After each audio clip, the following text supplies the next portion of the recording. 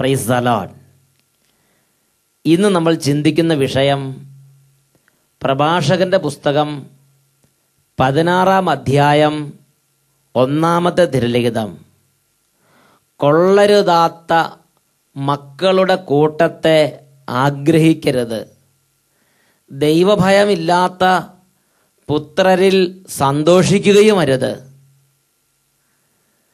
ഈ നിമിഷങ്ങളിൽ ദൈവവചനത്തിൻ്റെ ആത്മാവ് നമ്മുടെ ഹൃദയങ്ങളെ സ്പർശിക്കാൻ ആഗ്രഹിച്ച് നമുക്ക് പ്രാർത്ഥിക്കാം. ഓ രക്ഷിതാവായ കർത്താവേ, ജീവിതത്തിൻ്റെ വിവിധ ഭാരങ്ങളുടെ ഇടയിൽ ദൈവവചനം ശ്രവിച്ച് അങ്ങയെ ആരാധിക്കാൻ വേണ്ടി അവിടുത്തെ ആത്മാവ് ഒരുമിച്ച് കൂട്ടിയ ഓരോ മകൻ്റെ മേലും മകളുടെ മേലും കരുണയായിരിക്കണമേ. ലൂക്കായുടെ സുവിശേഷം 24-ാം അധ്യായം 45-ാം തിരുലിഖിതം. വിശുദ്ധ ലിഖിതങ്ങൾ ഗ്രഹിക്കാൻ തക്കവിധം അവിടുന്ന് അവരുടെ മനസ്സ് തുറന്നു.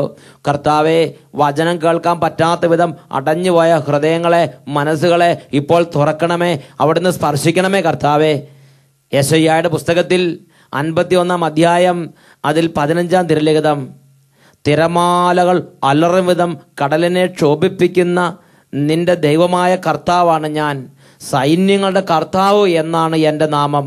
ഓ ദൈവമേ, അവിടുത്തെ മഹത്വമേറിയ ശക്തി, ഭുജബലം ഇപ്പോൾ ഈ ദൈവമക്കൾക്ക് വേണ്ടി പ്രകടമാക്കണമേ. ക്ഷീണിതർ, രോഗികൾ, തളർന്നവർ, ദുഃഖിതർ, വലിയ മനപ്രയാസങ്ങൾ ഇരിക്കുന്നവർ അങ്ങയുടെ മഹത്വമേറിയ ഭുജബലം ഇപ്പോൾ കാണുമാറാകട്ടെ. രോഗികൾ സൗഖ്യം പ്രാപിക്കട്ടെ കർത്താവെ. പൈശാചിക പീഡകൾ വിട്ടുമാറി പോകട്ടെ. ഈ ദൈവമക്കളെ പീഡിപ്പിച്ചുകൊണ്ടിരിക്കുന്ന എല്ലാ നാരകീയ സേനകളെയും ദുരാത്മഭൂതങ്ങളെയും യേശുവിന്റെ നാമത്തിൽ ശാസിച്ച് ബന്ധിക്കുന്നു. വചനം കേൾക്കുമ്പോൾ മല്ലടിക്കുന്ന പ്രകൃതം, അനുസരണക്കേട്, താന്തോന്യത്വം, വഷള സ്വഭാവം, എതിർപ്പ്, നിരീശ്വര ചിന്തകൾ, ദൈവനിഷേധം, ഇങ്ങനെയുള്ള ഓരോ മേഖലകളിൽ ദൈവമക്കളെ ബന്ധിച്ചിട്ടിരിക്കുന്ന എല്ലാ ദുരാത്മഭൂതങ്ങളെയും പൈശാചിക പീഡകളെയും നസ്രായന്റെ നാമത്തിൽ, യേശു ക്രിസ്തുവിന്റെ നാമത്തിൽ ശാസിക്കുന്നു, ബന്ധിക്കുന്നു, ബഹിഷ്കരിക്കുന്നു, നിത്യാഗ്നിയിലേക്ക് ആട്ടിപ്പായിക്കുന്നു. വിട്ടുമാറി പോകട്ടെ. Hallelujah, hallelujah. ഓ പരിശുദ്ധാത്മാവേ, ഓ വചനത്തിന്റെ ആത്മാവേ, ഓ ഉണർവിന്റെ ആത്മാവേ, അങ്ങയുടെ ദാസന്മാരുടെ മേൽ, കുടുംബങ്ങളുടെ മേൽ, വംശങ്ങളുടെ മേൽ ഇപ്പോൾ നിറയണമേ. കരങ്ങൾ ഉയർത്തി എല്ലാവരും സ്തുതിക്കുന്നു. Hallelujah, hallelujah, hallelujah, hallelujah. യേശുവേ ആരാധന, യേശുവേ ആരാധന, യേശുവേ സ്തോത്രം, യേശുവേ നന്ദി, യേശുവേ സ്തോത്രം, യേശുവേ നന്ദി. Price the Lord. ഹല്ലേലൂയ. പ്രഭാഷകന്റെ പുസ്തകം 16-ാം അധ്യായത്തിൽ 1-ാമത്തെ തിരുലിഖിതം. കൊള്ളരുതാത്ത മക്കളുടെ കൂട്ടത്തെ നീ ആഗ്രഹിക്കരുത്, ദൈവഭയമില്ലാത്ത പുത്രരിൽ നീ സന്തോഷിക്കരുത്. ഈ അടുത്ത കാലത്ത് ഒരു ദുഃഖകരമായ വാർത്ത അച്ഛൻ ശ്രദ്ധിച്ചു. ഒരു സ്കൂൾ വിദ്യാർത്ഥി തോക്കുമായി ക്ലാസ്സിലേക്ക് വന്നിട്ട് ആ ക്ലാസ്സിലുണ്ടായിരുന്ന തൻ്റെ സഹപാഠികളെ പലരെയും വെടിവെച്ച് വീഴ്ത്തി. ഈ അടുത്ത ദിവസം മറ്റൊരു വീട്ടമ്മ ഇങ്ങനെയാണ് പറഞ്ഞത്: എൻ്റെ മകൻ, അവൻ അരിശം വന്നാൽ അവൻ പിന്നെ വാക്കത്തിയെടുത്ത് വെട്ടാൻ വേണ്ടി എന്നെ ഇട്ട് ഓടിക്കും.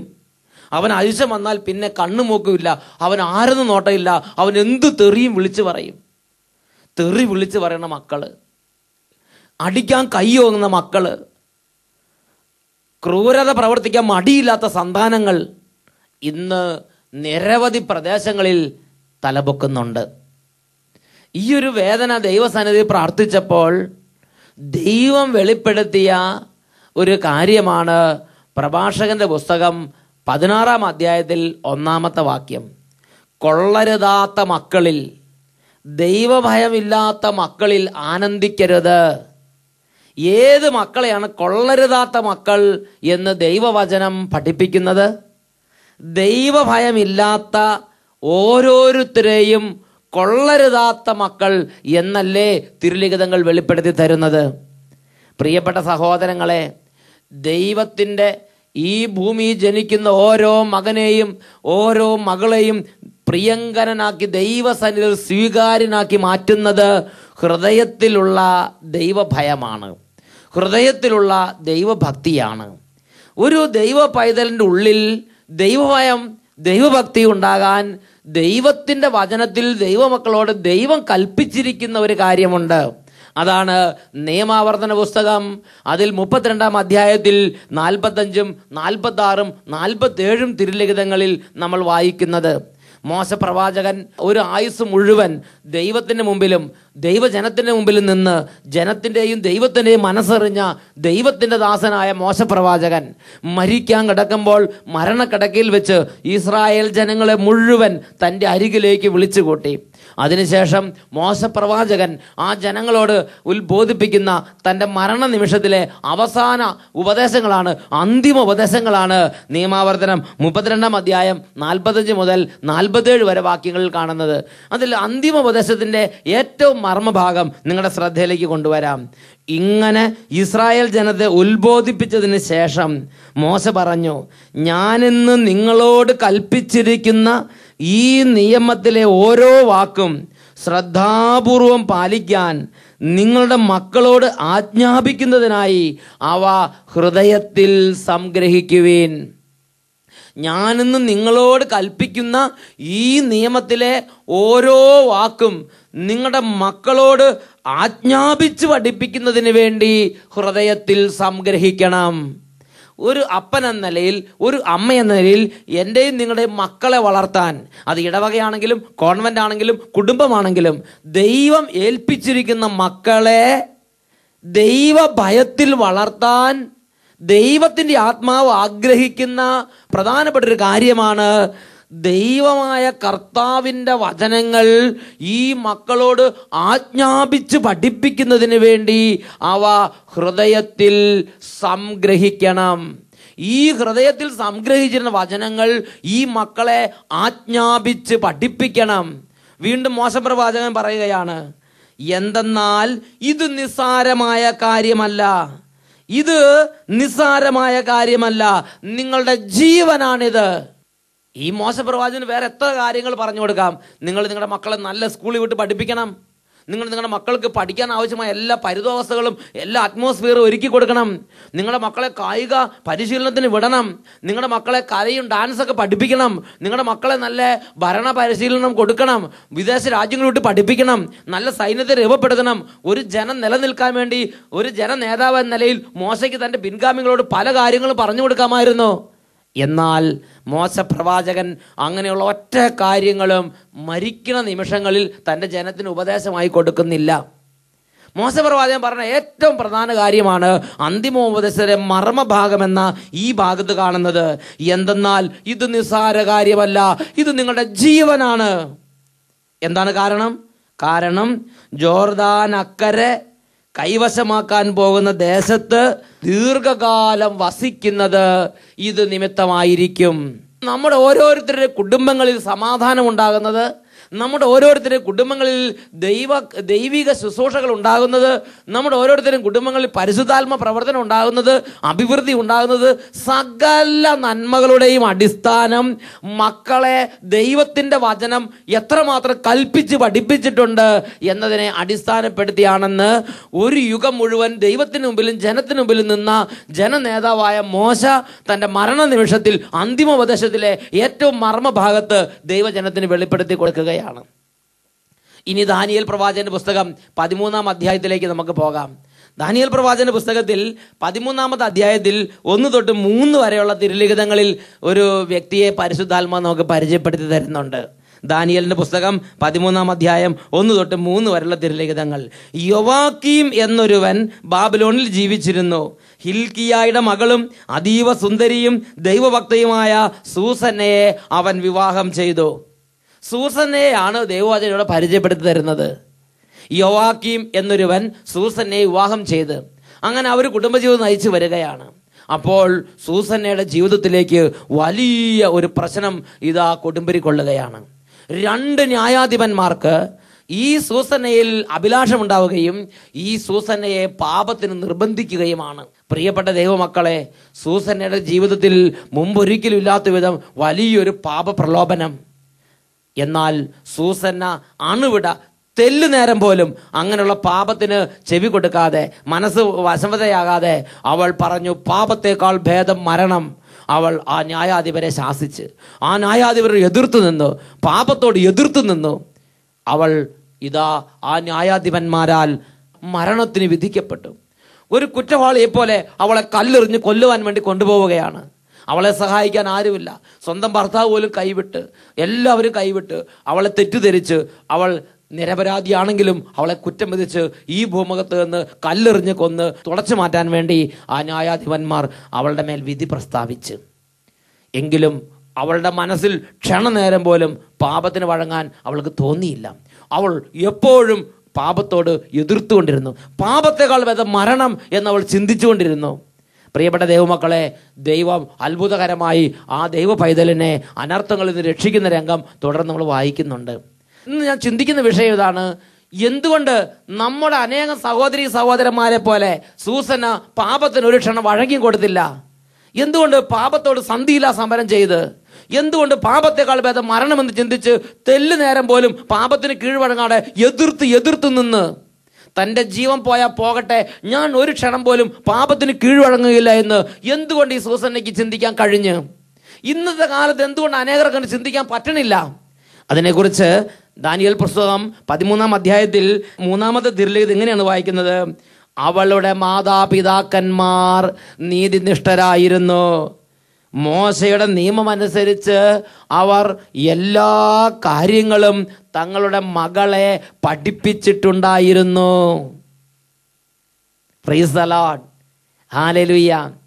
പ്രിയപ്പെട്ട ദൈവമക്കളെ, നമ്മുടെ കുട്ടികളെ എന്നും നമ്മുടെ മടി വെച്ചുകൊണ്ട് നടക്കാൻ പറ്റുക? ഇന്നല്ലെങ്കിൽ നാളെ അവർ ഈ ലോകത്തിൻ്റെ ജീവിതത്തിൻ്റെ ഓരോ മേഖലകളിലേക്ക് കടന്നു ചെല്ലേണ്ടവരല്ലേ? ഭരണകൂടങ്ങളിലേക്ക്, ഉദ്യോഗസ്ഥ മേഖലകളിലേക്ക്, തൊഴിൽ മേഖലകളിലേക്ക്, കമ്പനികളിലേക്ക്, ഫാക്ടറികളിലേക്ക്, വിദേശ രാജ്യങ്ങളിലേക്ക് നമ്മുടെ മക്കൾ കടന്നു പോകേണ്ടവരല്ലേ? എന്നും അവരുടെ കൂടെ നമുക്ക് നടക്കാൻ പറ്റുമോ? ഏത് രാജ്യത്തും ഏത് പാപകരമായ അന്തരീക്ഷത്തിൽ പോയാലും നമ്മുടെ മക്കൾ തെല്ലു നേരം പോലും പാപത്തിന് കീഴ്വഴങ്ങാതെ വിശുദ്ധിയിൽ അടിക്കടി ശക്തി പ്രാപിക്കാൻ ഞാനും നിങ്ങളും ആഗ്രഹിക്കുന്നുണ്ടെങ്കിൽ ദൈവത്തിൻ്റെ വചനം പഠിപ്പിക്കുകയാണ്: മക്കളെ ചെറുപ്പം മുതൽ ദൈവത്തിൻ്റെ വചനം കൽപ്പിച്ച് പഠിപ്പിക്കണം. അതാണ് ദാനിയേലിൻ്റെ പുസ്തകത്തിൽ 13-ാം അധ്യായത്തിൽ സൂസന്നയുടെ സംഭവത്തിലൂടെ ദൈവത്തിൻ്റെ പരിശുദ്ധാത്മാവ് നമ്മളോട് വെളിപ്പെടുത്തി തരുന്നത്. അവളുടെ മാതാപിതാക്കന്മാർ നീതിനിഷ്ഠരായി. മോശയുടെ നിയമമനുസരിച്ച് എല്ലാ കാര്യങ്ങളും അവർ തങ്ങളുടെ മകളെ പഠിപ്പിച്ചിട്ടുണ്ടായിരുന്നു. ഇതാണ് നിയമാവർത്തന പുസ്തകത്തിൽ 32-ാം അധ്യായത്തിൽ 47-ാമത്തെ വാക്യത്തിൽ മോശ പ്രവാചകൻ തന്റെ ജനത്തിന് കൊടുക്കുന്ന നിർദ്ദേശം എന്തെന്നാൽ, ഇത് നിസ്സാരമായ കാര്യമല്ല, ഇത് നിങ്ങളുടെ ജീവനാണ്. യോർദാൻ അക്കരെ നിങ്ങൾ കൈവശമാക്കാൻ പോകുന്ന ദേശത്ത് നിങ്ങൾ ദീർഘകാലം വസിക്കുന്നത് ഇത് നിമിത്തമായിരിക്കും. യോർദാൻ അക്കരെ നിങ്ങൾ കൈവശമാക്കാൻ പോകുന്ന ദേശത്ത് ദീർഘകാലം വസിക്കുന്നത് ഇത് നിമിത്തമായിരിക്കും. Hallelujah, hallelujah. യേശുവേ സ്തോത്രം, യേശുവേ നന്ദി. പ്രഭാഷകന്റെ പുസ്തകത്തിൽ 16-ാമത്തെ അധ്യായത്തിൽ 3-ാമത്തെ തിരുലിഖിതത്തിൽ അതുകൊണ്ട് ദൈവത്തിൻ്റെ വചനം പഠിപ്പിക്കുകയാണ്. എൻ്റെ പ്രിയപ്പെട്ട മാതാപിതാക്കന്മാരെ, ദൈവത്തിൻ്റെ വചനം പഠിപ്പിക്കുകയാണ്: ദൈവഭയം ഇല്ലാത്ത, പാപമെങ്കിൽ പാപം, എന്തായാലും കുഴപ്പമില്ല, എനിക്ക് എൻ്റെ കാര്യം നടക്കണം, അങ്ങനെ ദൈവഭയം ഇല്ലാത്ത ഒരു പൈതലാണ്, അങ്ങനത്തെ ഒരു കുട്ടിയാണ് നമ്മുടെ കുട്ടിയെങ്കിൽ ദൈവത്തിൻ്റെ വചനം പഠിപ്പിക്കുകയാണ്: ദൈവഭയം ഇല്ലാത്ത 1000 കുട്ടികളെക്കാൾ മെച്ചമാണ് ദൈവഭയമുള്ള ഒരു പൈതൽ. പ്രഭാഷകന്റെ പുസ്തകം 16-ാം അധ്യായം 3-ാം വാക്യം: ദൈവഭയമുള്ള ഒരുവൻ ദൈവഭയമില്ലാത്ത 1000 പാപികളെക്കാൾ മെച്ചമാണ്. ഒരപ്പന നിലയിൽ, ഒരമ്മ നിലയിൽ ഞാൻ നിങ്ങളും ആഗ്രഹിക്കണം, വിശുദ്ധിയുള്ള, ദൈവഭയമുള്ള, പ്രാർത്ഥനയുള്ള, വചനം വായിക്കുന്ന, ദേവാലയ കർമ്മങ്ങളിൽ പങ്കെടുക്കുന്ന, ദൈവത്തോട് അടുപ്പമുള്ള, ദൈവത്തെ സ്നേഹിക്കുന്ന ഒരു പൈതലായിരിക്കണം നമ്മുടെ മക്കളെന്ന് നമ്മൾ ദൈവത്തിൻ്റെ ഉത്തരവാദിത്തപ്പെട്ട സ്ഥാനത്തിരിക്കുന്ന വ്യക്തികൾ എന്ന നിലയിൽ നാം ഓരോരുത്തരും ചിന്തിക്കണം. മലാക്കി പ്രവാചകന്റെ പുസ്തകം 2-ാം അധ്യായം 15-ാം തിരുലിഖിതം, മലാക്കി 2:15: ദൈവഭക്തരായ മക്കളെ അല്ലാതെ മറ്റെന്താണ് അവിടുന്ന് നമ്മിൽ നിന്ന് ആഗ്രഹിക്കുന്നത്? ദൈവഭക്തരായ മക്കളെ അല്ലാതെ മറ്റെന്താണ് അവിടുന്ന് നമ്മിൽ നിന്ന് ആഗ്രഹിക്കുന്നത്? നമ്മുടെ മക്കൾ ദൈവഭക്തിയുള്ളവരാകാൻ, നമ്മുടെ മക്കൾ ദൈവത്തിന് പ്രിയങ്കരരാകാൻ ദൈവം അനാദി മുതലേ തൻ്റെ ജനത്തിന് കൊടുത്ത നിർദ്ദേശം നിയമാവർത്തന പുസ്തകം 6-ാം അധ്യായം അതിൽ 4 മുതൽ 7 വരെയുള്ള തിരുലിഖിതങ്ങളിൽ വെളിപ്പെടുത്തിയിട്ടുണ്ട്. ഇസ്രായേലേ കേൾക്കുക, നമ്മുടെ ദൈവമായ കർത്താവ് ഒരേ ഒരു കർത്താവാണ്. നിങ്ങളുടെ ദൈവമായ കർത്താവിനെ പൂർണ്ണ ഹൃദയത്തോടും പൂർണ്ണ ആത്മാവോടും പൂർണ്ണ ശക്തിയോടും കൂടെ സ്നേഹിക്കണം. ഞാനിന്ന് കൽപ്പിക്കുന്ന ഈ വചനങ്ങൾ നിങ്ങളുടെ ഹൃദയത്തിലുണ്ടായിരിക്കണം. ജാഗരൂകതയോടെ അവ നിങ്ങളുടെ മക്കളെ പഠിപ്പിക്കണം. ജാഗരൂകതയോടെ അവ നിങ്ങളുടെ മക്കളെ പഠിപ്പിക്കണം. ഇത് ദൈവം ആദ്യം മുതൽ തൻ്റെ ജനത്തെ വിളിച്ച ആദ്യ കാലഘട്ടം മുതൽ തൻ്റെ ജനത്തിന് കൊടുത്തിരിക്കുന്ന നിർദ്ദേശമാണ്. ഈ നിമിഷങ്ങളിൽ നമുക്ക് പ്രാർത്ഥിക്കാം. ഓ ദൈവമേ, അങ്ങയുടെ വചനങ്ങൾ ഓരോ മക്കളുടെ ഹൃദയങ്ങളിലേക്ക് കാലാകാലങ്ങളിൽ പതിപ്പിച്ച് നൽകി ഞങ്ങളുടെ മക്കളെ ഇടവകകളിലും കോൺവെന്റുകളിലും കുടുംബങ്ങളിലും അവിടുന്ന് ഞങ്ങൾക്ക് ഏൽപ്പിച്ച് തന്നിരിക്കുന്ന ജീവിതങ്ങളെ ദൈവവചനത്തിൻ്റെ അടിത്തറയിൽ ദൈവഭക്തിയോടെ ദൈവഭയമുള്ളവരായി വളർത്തിക്കൊണ്ടുവരുവാൻ ഞങ്ങളുടെ മേൽ അവിടുന്ന് അഭിഷേകം ചൊരിയണമേ. ഓ ദൈവമേ, കുഞ്ഞ് പൈതങ്ങളായിരിക്കുമ്പോൾ മുതൽ, ബാലികാബാലന്മാരായിരിക്കുമ്പോൾ മുതൽ, വിദ്യാർത്ഥിനികളായിരിക്കുമ്പോൾ മുതൽ തന്നെ വചനം പഠിച്ച് പ്രാർത്ഥിച്ച് വിശുദ്ധി വളർന്ന് ദൈവത്തെ ആരാധിക്കുന്ന ദൈവിക ജീവിതം നയിക്കുന്നതിൽ അഭിമാനം കൊള്ളുന്നൊരു ജീവിതങ്ങളായി ഞങ്ങളുടെ ജീവിതങ്ങളെ രൂപാന്തരപ്പെടുത്തണമേ. എല്ലാ ദൈവമക്കളും കരങ്ങൾ ഉയർത്തി സ്തുതിക്കുന്നു. ഹാലലുയ, ഹാലലുയ, ഹാലലുയ, ഹാലലുയ. കർത്താവേ, എല്ലാ ഹൃദയങ്ങളെ സ്പർശിക്കണമേ, എല്ലാ ആത്മാക്കളെ സ്പർശിക്കണമേ, എല്ലാ കുടുംബങ്ങളെ സ്പർശിക്കണമേ കർത്താവേ. ഹാലലുയ, ഹാലലുയ. യേശുവേ സ്തോത്രം, യേശുവേ നന്ദി, യേശുവേ സ്തോത്രം, യേശുവേ നന്ദി. പ്രഭാഷകന്റെ പുസ്തകം 16-ാം അധ്യായം അതിൽ 1-ാമത്തെ തിരുലിഖിതം, കൊള്ളരുതാത്ത മക്കളുടെ കൂട്ടത്തെ ആഗ്രഹിക്കരുത്. ഹല്ലേലൂയ.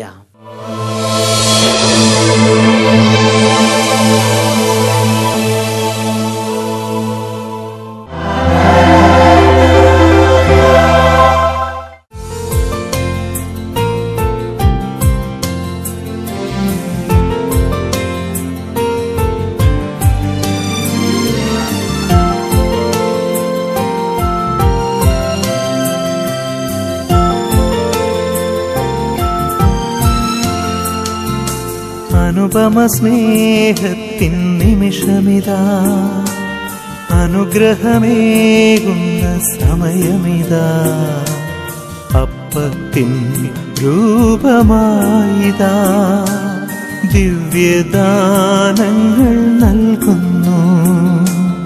അനന്തമാം ഈ സ്നേഹത്തെ ആരാധിക്കുന്നു പാരാകെ.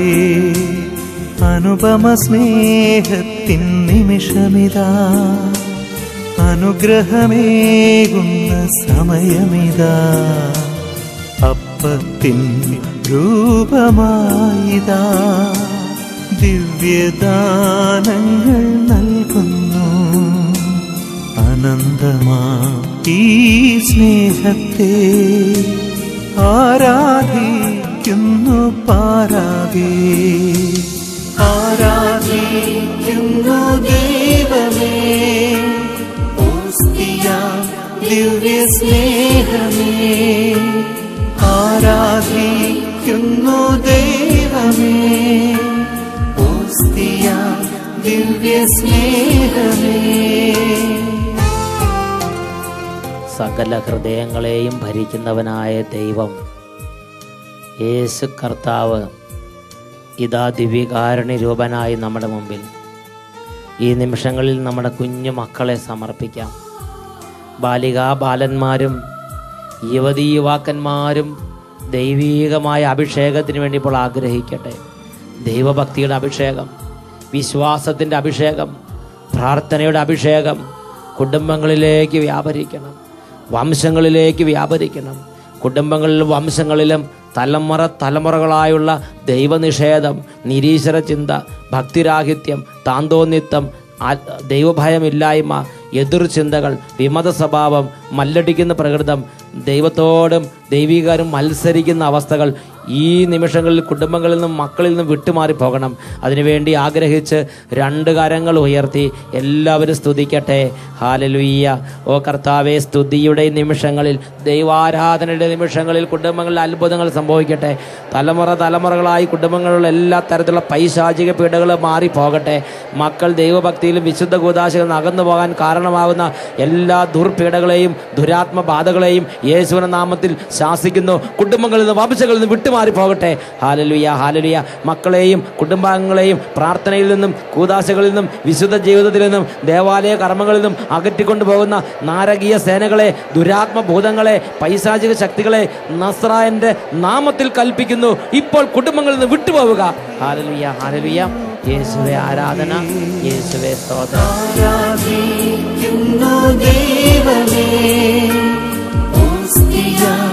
ദിവ്യ സ്നേഹമേ, ആരാധിക്കുന്നു ദൈവമേ, ഓസ്തിയാം ദിവ്യ സ്നേഹമേ.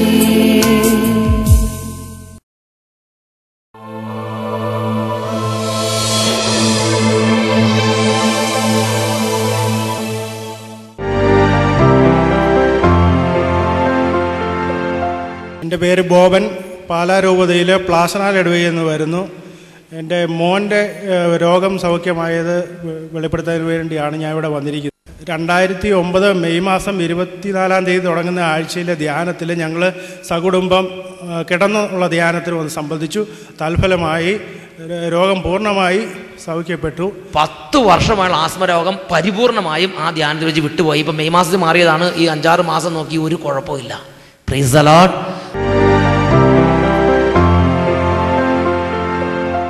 എൻ്റെ പേര് മിനി. എൻ്റെ വീട് കാഞ്ഞൂരാണ്. എനിക്ക് രക്തദൂഷ്യത്തിന്റെ ചൊറിച്ച് കൈയും കാലും ചൊറിഞ്ഞ് മാന്തി പൊട്ടണ. രക്തദൂഷ്യത്തിന്റെ പരിണതഫലമായി കയ്യും കാലും ചൊറിഞ്ഞ് മാന്തി പൊട്ടുന്ന ഒരു രോഗമായിരുന്നു ഈ സഹോദരിക്ക് ഉണ്ടായിരുന്നത്. എന്നിട്ട് ഞാൻ കഴിഞ്ഞ മാസം ഡിസംബർ 1-ാം തീയതി തൊട്ട് 5-ാം തീയതി വരെ അട്ടപ്പാടിയിലത്തെ സേവ്യറച്ചന്റെ ടീമിന്റെ കാഞ്ഞൂര് കൺവെൻഷൻ ഉണ്ടായിരുന്നു. അപ്പൊ ഞാൻ കാഞ്ഞൂര് വെച്ച് ഈ അട്ടപ്പാടി കൺവെൻഷൻ ഉണ്ടായിരുന്നു. ഞാൻ പ്രാർത്ഥിച്ചു ഈ രോഗം മാറി കിട്ടണേ. ഞാൻ അട്ടപ്പാടി പോയി ആദ്യമായിട്ട് വരുന്നതാണ് അട്ടപ്പാടിയിൽ നിന്ന്. അപ്പം അട്ടപ്പാടി പോയി സാക്ഷ്യം പറയാമെന്ന് ഞാൻ പ്രാർത്ഥിച്ചു. അത് കഴിഞ്ഞ് പിറ്റേ ദിവസം അച്ഛനെ കണ്ട് ഞാൻ പറഞ്ഞു ഇങ്ങനെ രോഗം ഉണ്ട് അച്ഛാ. അപ്പം അച്ഛൻ പറഞ്ഞു 21 ദിവസം കരുണകൊന്ത് എത്തിക്കാൻ പറഞ്ഞു. ഞാൻ എത്തിച്ചു. പക്ഷെ ആ ധ്യാനം കഴിഞ്ഞ പിന്നെ ഇന്നേ വരെ എനിക്ക് എൻ്റെ കൈയും കാലും ചൊറിഞ്ഞ് മാന്തി പൊട്ടിയിട്ട് രക്തദൂഷ്യം 5 വർഷമായി കയ്യും കാലും മാന്തി പൊട്ടി ഇങ്ങനെ വ്രണമാകുന്ന അവസ്ഥ ഉണ്ടായിരുന്നതാണ്. കൺവെൻഷൻ കഴിഞ്ഞ് പിറ്റേ ദിവസം തൊട്ട് അപ്രത്യക്ഷമായി. പിന്നെ ഈ ദിവസം ഇപ്പോൾ കുറഞ്ഞ ഒരു 10-30 ദിവസമായിട്ട് 1 മാസമായിട്ട് മരുന്നും കഴിക്കണമില്ല. അതിന്റെ 1 മാസമായിട്ട് മരുന്ന് നിർത്തി. Price the Lord. ഹല്ലേലൂയ. എൻ്റെ പേര് സാബു ജോർജ്. പാലാരിവട്ടത്തു നിന്ന് വരുന്നു. എനിക്ക് 10 വർഷമായിട്ട് കിഡ്നി സ്റ്റോൺ ഉണ്ടായിരുന്നു. ഓപ്പറേഷനൊക്കെ കഴിഞ്ഞതാണ്.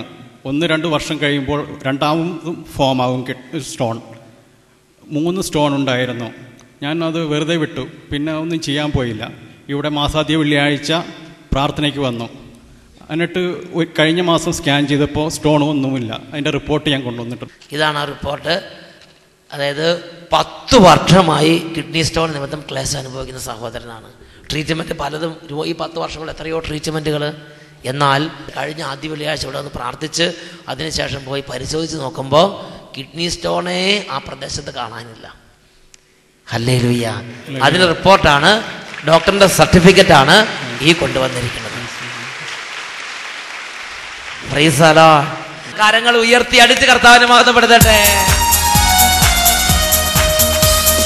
ദൈവം നല്ലവൻ, എല്ലാവർക്കും വല്ലവൻ, തന്മക്കൾക്കെന്നും പരിചയാൽ. ദൈവം നല്ലവൻ, എല്ലാവർക്കും വല്ലവൻ, തന്മക്കൾക്കെന്നും പരിചയായി. നന്മയൊന്നും മുടക്കുകയില്ല നേരായി നടപ്പവർക്ക്. നന്മയൊന്നും മുടക്കുകയില്ല നേരായി നടപ്പവർക്ക്.